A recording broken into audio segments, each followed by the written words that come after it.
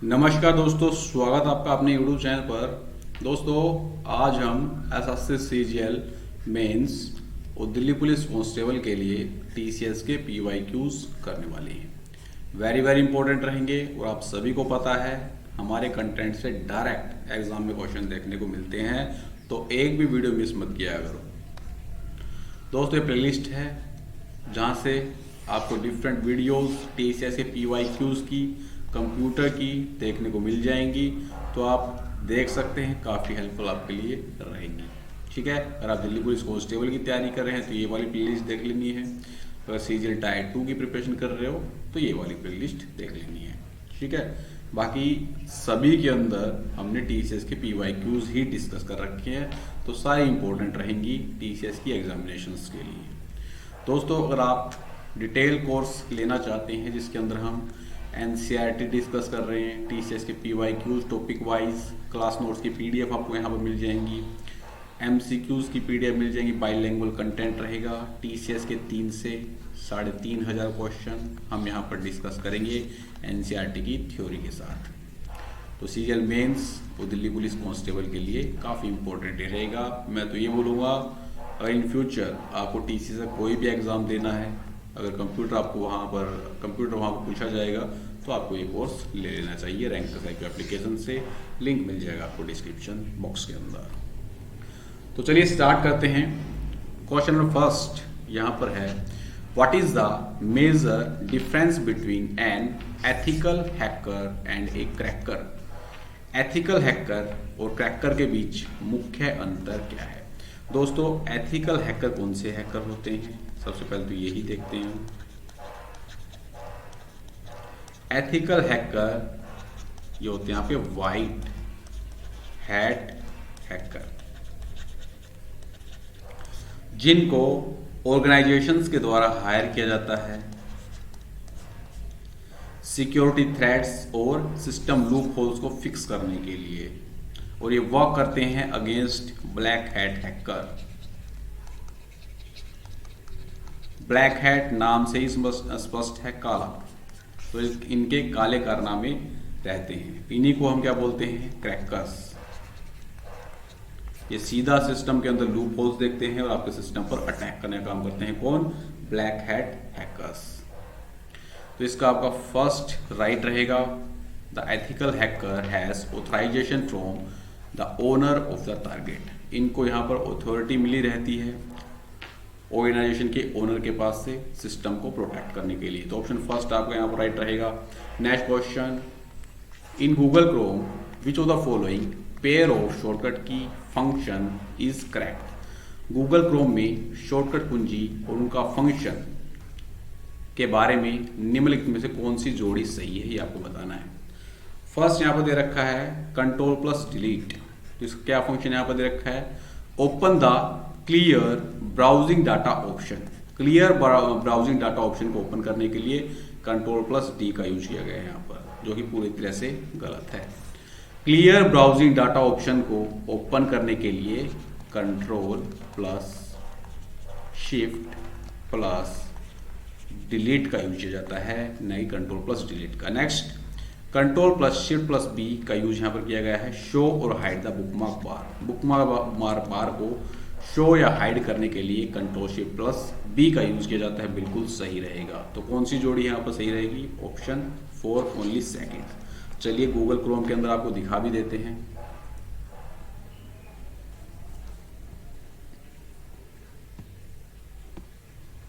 सबसे पहले हम कंट्रोल शिफ्ट और यहां पर डिलीट प्रेस करेंगे।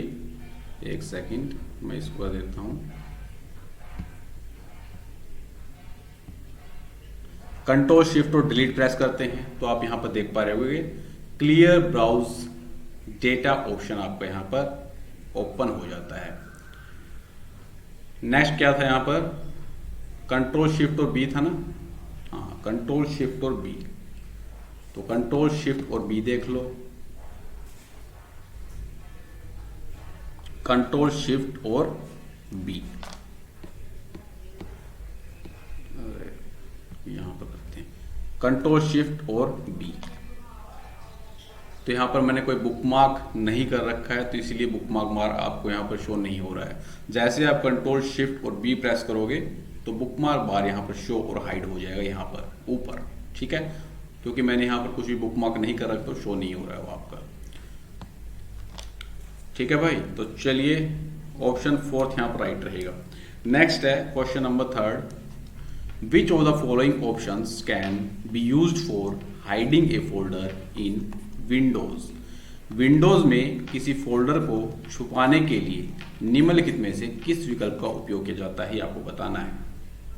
तो इसके लिए हम क्या करेंगे, ओपन करेंगे विंडो एक्सप्लोरर को, फोल्डर को देखें कहां पर फोल्डर है, फोल्डर पर राइट क्लिक करेंगे और फिर प्रॉपर्टीज पर क्लिक करेंगे और फिर वहां से उसको हाइड कर देंगे। ठीक है, तो ऑप्शन सेकंड आपका यहां पर राइट रहेगा। चलिए देखते हैं करके। ये मैंने फाइल एक्सप्लोरर ओपन कर लिया, ठीक है, ये फाइल एक्सप्लोरर है आपका।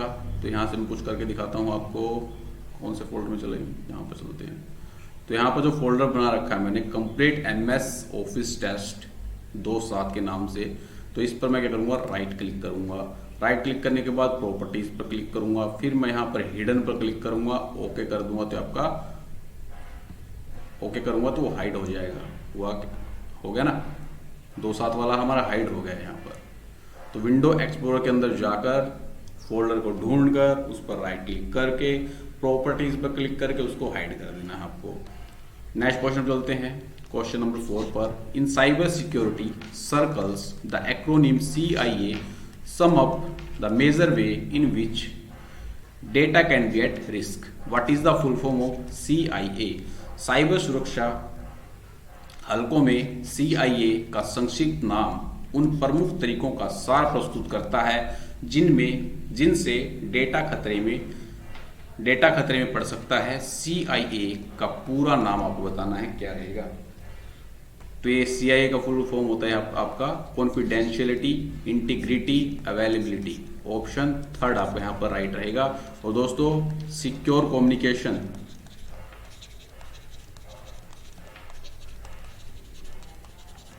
कि ये तीनों ही पिलर रहते हैं, 3 पिलर्स होते हैं सिक्योर कम्युनिकेशन के अंदर। कौन कौन से होते हैं, कॉन्फिडेंशियलिटी, इंटीग्रिटी, अवेलेबिलिटी। ठीक है, काफी बार एग्जाम के अंदर पूछा जाता है। तीनों पिलर आपको याद रखने, कॉन्फिडेंशियलिटी, इंटीग्रिटी, अवेलेबिलिटी। ऑप्शन 3 आपका राइट रहेगा। Next question, question number 5, in MS Excel 2019 which of the following pair of function type is correct. MS Excel 2019 में निम्नलिखित में से फंक्शन प्रकार की कौन सी जोड़ी सही है, आपको बताना है। फर्स्ट यहां पर दे रखा है NPR, math and trigo function, जो कि बिल्कुल नहीं है। NPR आपका फाइनेंशियल फंक्शन है, न कि math and trigo function. Now का यूज करके हम डेट एंड टाइम को इंसर्ट कर सकते हैं, बिल्कुल सही रहेगा। तो ऑप्शन 3 आपका यहाँ पर राइट रहेगा। ओनली सेकंड यहाँ पर बिल्कुल करेक्ट मैच रहेगा। ठीक है, चलिए नाउ का यूज करके आपको दिखाते हैं। एक्सेल ओपन करेंगे, is equal to now, double click, bracket close, enter press करेंगे तो आप यहाँ पर देख पा रहे होंगे करंट डेट और करंट टाइम आपके सामने आ जाएगा। NPER फंक्शन आपको कहाँ पर देखने को मिलेगा, फाइनेंशियल के अंदर। तो ये आप देखिए NPER फंक्शन आपको फाइनेंशियल कैटेगरी के अंदर यहाँ पर देखने को मिलता है। ठीक है भाई, तो ऑप्शन 3 आपका राइट रहेगा। Next question, question number 6, zip disk and Winchester disk are the type of. Zip disk और विंचेस्टर डिस्क किसका प्रकार है, आपको बताना है। दोस्तों डिस्क 2 टाइप की देखने को मिलती हैं, एक होती है ऑप्टिकल, एक होती है मैग्नेटिक। ऑप्टिकल डेटा को रीड और राइट करने के लिए लेजर बीम का यूज करती है, जबकि मैग्नेटिक डिस्क डेटा को रीड और राइट करने के लिए मैग्नेटाइजेशन प्रोसेस का यूज करती हैं। ऑप्टिकल डिस्क के अंदर आपके एग्जांपल आते हैं CD, DVD, ब्लू-रे, ये सारे आपके ऑप्टिकल डिस्क की कैटेगरी के अंदर आते हैं। जबकि मैग्नेटिक डिस्क के अंदर आपके आती हैं हार्ड डिस्क, फ्लॉपी डिस्क और विंचेस्टर जिप डिस्क। तो ये होती है आपकी मैग्नेटिक डिस्क। ऑप्शन सेकंड आपका यहाँ पर राइट रहेगा। नेक्स्ट क्वेश्चन पे चलते हैं। विच of the following pair is correct regarding function of an operating system. Operating system के कार्य के संबंध में निम्नलिखित में से कौन सी जोड़ी सही है। तो कई बार मैं आपको बताता हूँ ऑपरेटिंग सिस्टम के क्या कार्य होते हैं। डिवाइस को मैनेज करना, मेमोरी को मैनेज करना, फाइल को मैनेज करना, सिक्योरिटी को मैनेज करना, ठीक है, डेडलॉक प्रोटेक्शन आपका करना, जो सारे फंक्शन होते हैं आपके ऑपरेटिंग सिस्टम के। अभी आपको यहाँ पर मैच करना है मेमोरी मैनेजमेंट। इसमें क्या होता है, मेमोरी एलोकेशन और डी एलोकेशन देखने को मिलती है। मेमोरी एलोकेशन का मतलब क्या है कि कंप्यूटर की कुछ मेमोरी को किसी स्पेसिफिक पर्पस के लिए रिजर्व रखना, ठीक है। जैसे किसी मेमोरी को हम डेटा को स्टोर करने के लिए रिजर्व रखते हैं, तो ये आता है आपका मेमोरी एलोकेशन के अंदर। डी एलोकेशन के अंदर क्या है, कंप्यूटर की मेमोरी को फ्री करना जो हमारे किसी काम की नहीं है, ठीक है। मान लीजिए कोई डेटा ने आपकी मेमोरी को घेर रखा है, तो आप उसको क्या करोगे, डिलीट करोगे और मेमोरी को क्या करोगे, फ्री कर दोगे। तो डी एलोकेशन के अंदर आता है। फाइल मैनेज करना, ठीक है, फाइल को रिट्राइव करना और शेयर करना आपका फाइल मैनेजमेंट के अंदर आता है। तो ऑप्शन थर्ड आपका यहाँ पर राइट रहेगा, ठीक है भाई। मेमोरी मैनेज, इसके अंदर एलोकेशन और डी एलोकेशन देखने को मिलता है। एलोकेशन के अंदर हम मेमोरी के कुछ पार्ट को रिजर्व रखते हैं, ठीक है, किसी स्पेसिफिक पर्पस के लिए। और डी एलोकेशन के अंदर मेमोरी को क्या करते हैं, फ्री करने का काम करते हैं। फाइल मैनेजमेंट के अंदर फाइल को रिट्राइव और शेयर यहाँ पर किया जाता है ऑपरेटिंग सिस्टम के द्वारा, ठीक है भाई। तो ऑपरेटिंग सिस्टम आपका सिस्टम सॉफ्टवेयर होता है और एज ए इंटरफेस रहेगा किसके बीच में, यूजर और हार्डवेयर के बीच में इंटरफेस रहता है ऑपरेटिंग सिस्टम। और बिना ऑपरेटिंग सिस्टम हमारा जो सिस्टम है वो वर्क नहीं करता है। और यूजर का कभी भी इंटरेक्ट ऑपरेटिंग सिस्टम के साथ नहीं होता है। ऑपरेटिंग सिस्टम आपका बैकग्राउंड के अंदर रन करता है, ठीक है। ऑपरेटिंग सिस्टम जैसे आपका विंडोज हो गया, ठीक है, लिनक्स हो गया, यूनिक्स हो गया, सारे ऑपरेटिंग सिस्टम की टाइप रहेंगी। Next question, which of the following combination is correct regarding Gmail. Gmail के संबंध में निम्नलिखित में से कौन सा संयोजन सही है, ये आपको बताना है। फर्स्ट यहाँ पर दे रखा है, inbox consist of new mails that is not seen and old seen mails in a page.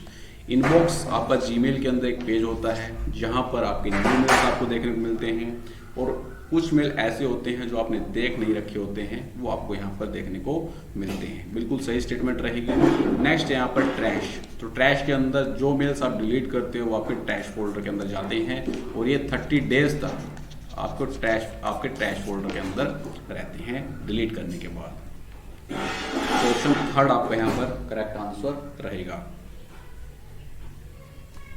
Next question, in MS Excel 2019 which shortcut key is used to open the find and replace dialog box.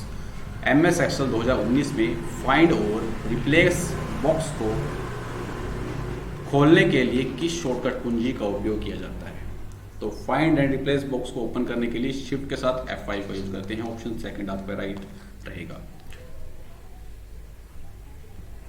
ये हमारा Excel है, shift के साथ F5 मैंने press किया तो find and replace dialog box आपका open हो गया है। आप कुछ भी यहाँ पर फाइंड आउट कर सकते हैं। अगर आपको यहाँ पर कुछ रिप्लेस करना है तो आप रिप्लेस कर सकते हो। Next question, which of the following is not correct regarding parallel port of input and output devices. इनमें से कौन सी स्टेटमेंट करेक्ट नहीं है पैरेलल पोर्ट के रिगार्डिंग। फर्स्ट यहां पर दे रखा है, it transmits 1 bit of a byte 1 at a time as a single stream of bits. ये 1 bit ऑफ बाइट डेटा को ट्रांसमिट करने के लिए ट्रांसमिट करता है, जो कि पूरी तरह से यहाँ पर गलत रहेगा। ये क्या करेगा, 8 bit of a bite data को ट्रांसमिट करता है भाई, ना कि 1 bit ऑफ ए बाइट को। सेकंड यहाँ पर दे रखा है, it is of one called printer port. Printer port भी कहते हैं इसको, बिल्कुल सही है। Next, it is used for transmit fast data over short distances. Short distances पर डेटा को फास्ट ट्रांसमिशन के लिए इसका यूज किया जाता है। It is used to connect a printer to a computer, printer को कंप्यूटर से कनेक्ट करने के लिए पैरेलल पोर्ट का यूज किया जाता है। बिल्कुल सही स्टेटमेंट आपकी रहेगी। तो फर्स्ट स्टेटमेंट यहाँ पर इनकरेक्ट रहेगी। 1 bit of a byte data transmit नहीं करता है, ये आपका 1 bit of a byte data को ट्रांसमिट करने का काम करता है। 8 bit of a bite data को ट्रांसमिट करने का काम करता है। 1 bit of a byte data transmit करता है आपका सीरियल पोर्ट, न कि पैरेलल पोर्ट। और सीरियल पोर्ट का इस्तेमाल लॉन्ग डिस्टेंसेस पर स्लो डेटा ट्रांसमिशन के लिए किया जाता है। एग्जाम्पल मोडेम हो गया आपका, ठीक है, सीरियल पोर्ट के अंदर एग्जाम्पल आता है। चलिए next, digital equipment corporation introduced the first commercially available mini computer in 1965। What is the following is that computer. Digital equipment corporation के द्वारा पहला कॉमर्शियल मिनी कंप्यूटर बनाया गया था 1965 के अंदर। ये कौन सा कंप्यूटर था ये आपको बताना है। तो डिजिटल इक्विपमेंट कॉरपोरेशन के द्वारा पहला कॉमर्शियल मिनी कंप्यूटर बनाया गया था PDP-8। ऑप्शन सेकंड आपका यहाँ पर राइट रहेगा। यही पूछा जा सकता है कौन सी जनरेशन का कंप्यूटर था, तो ये आपका 3rd जनरेशन का कंप्यूटर रहेगा।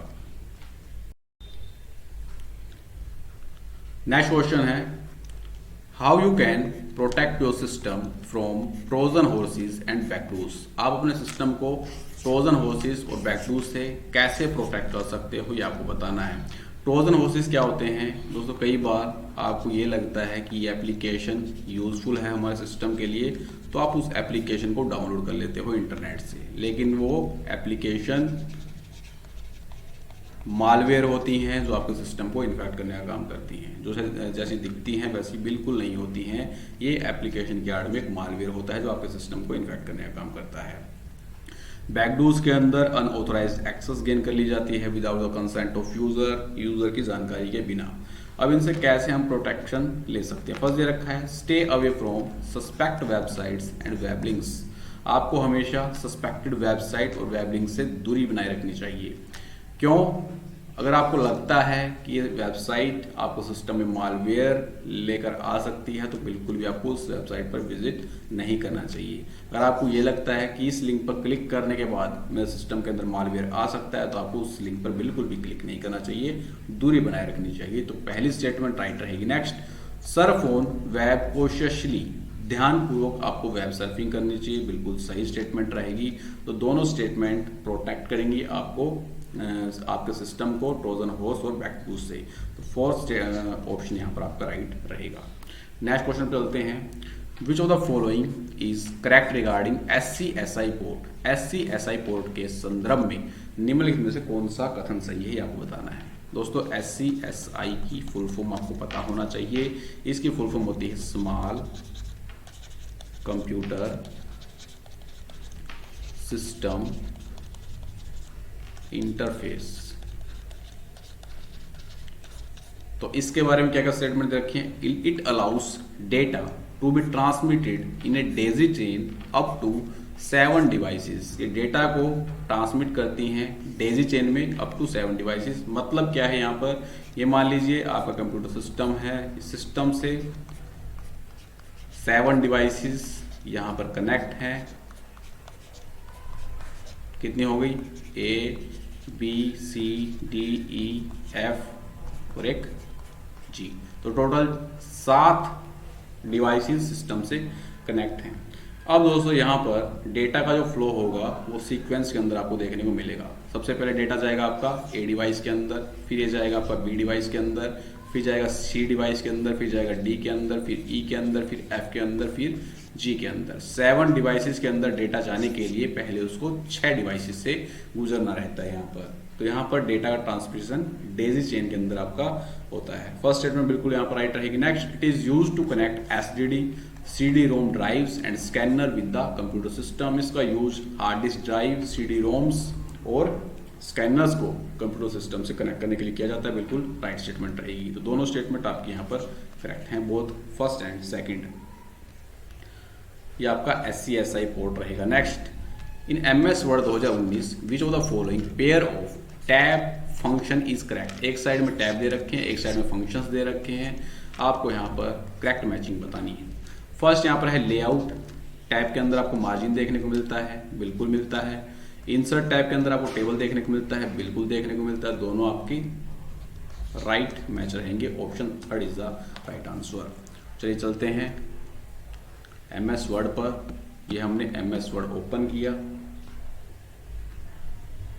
इसको बंद करिए, पहले दोबारा ओपन करते हैं।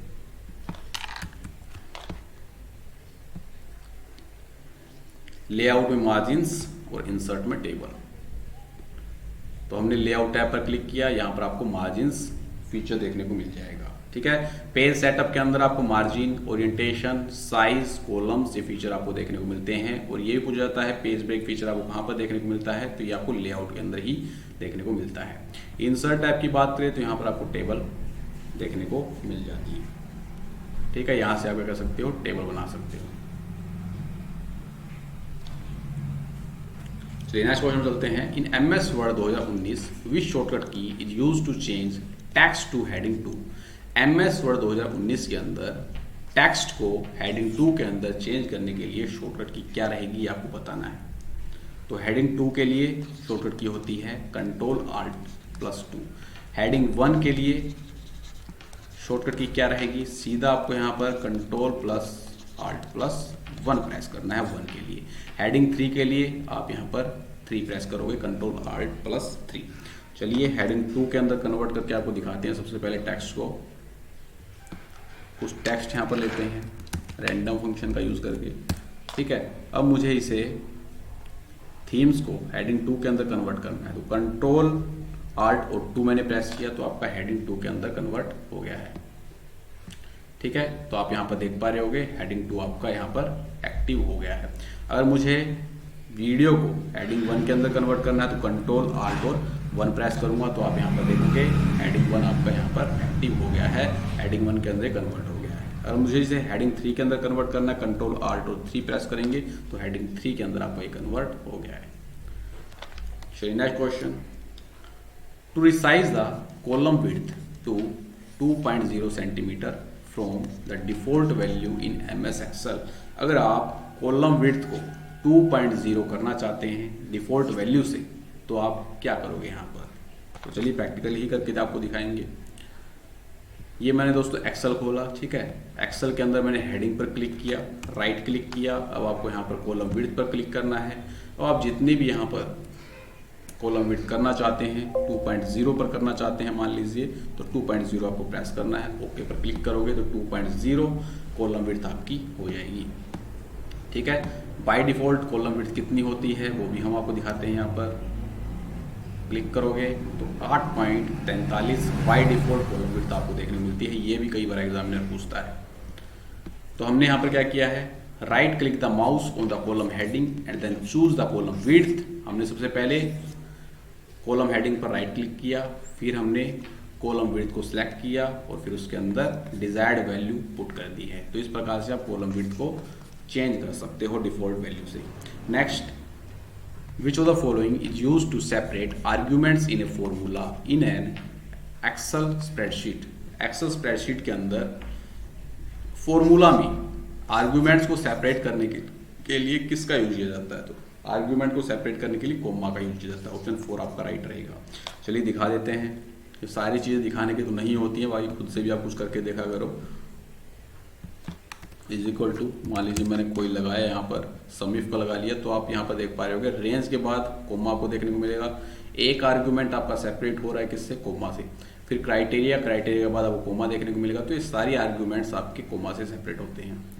Next question, in MS word 2016 under which symbols is available on the ribbon.